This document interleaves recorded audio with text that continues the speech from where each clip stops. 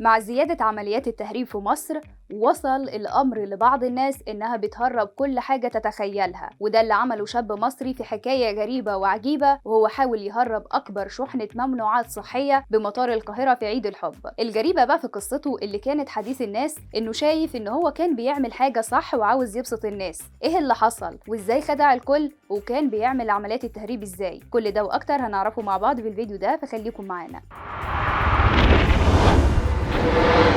في البداية كده احنا عايزين نأكد ان كل احداث الفيديو دي حقيقية ومش هزار ولا حاجة زي ما البعض منكم ممكن يفهم، وندخل في الموضوع على طول. خلال الساعات اللي فاتت اعلنت سلطات مطار القاهرة انها قبضت من فترة، وده خلال عيد الحب الاخير، على شخص في المطار جاي من بره ومعاه كمية كبيرة جدا من الممنوعات الصحية اللي وصلت تقريبا الكمية دي ل10,000 قرص. الشخص ده كان بيحاول يخرج من بوابة اللجنة الجمركية بدون تفتيش، ولاجل حظه سلطات المطار اخدت بالها منه وشكت فيه على طول، وراح عليه مأمور الجمارك فادي نبيل ومسكه وقال له انت بتحاول تهرب ليه؟ انت معاك حاجة ولا ايه؟ هنا الشخص ده ارتبك في الكلام ومعرفش يرد عليه خالص، وده اللي خلى مأمور الجمارك ان هو يشك فيه جدا، وقام واخده وطلب منه يحط الشنطة اللي معاه على جهاز الفحص بالأشعة الحمراء. واول ما حط الشنطة كانت المفاجأة، تلاحظ بقى انه مفيش حاجة، لكنه شك برضه ان ممكن حجم الشنطة دي ومنظر الشاب ده ان هو ما كانش طبيعي. مأمور الجمارك قرر ان هو يفتشه، ولما فتح الشنطة لقى كيس متغلف بالقصدير وبمواد تانية خلته يبقى مش ظاهر في الجهاز. الغريبة ان الكيس ده طلع فيه اقراص ممنوعات صحية. الحكاية دي خلت سلطات الجمارك تفتش كل شنط الشاب ده. لما فتحوا الشنط لقوا كمية كبيرة قوي من الحبوب اللي بتستخدم كمنشط للرجال، واللي يجب عند اخذها معرفة رأي الطبيب، وممنوع دخولها مصر الا بطرق قانونية معينة. هنا شكل الدكتور حسين هيكل مدير الجمرك لجان ضمت كلا من عماد صلاح وبسمة حسني واحمد عبد الواحد وحسام الشافعي مأمور الجمرك، وكمان جمال السيد مدير الحركة، لاستكمال التفتيش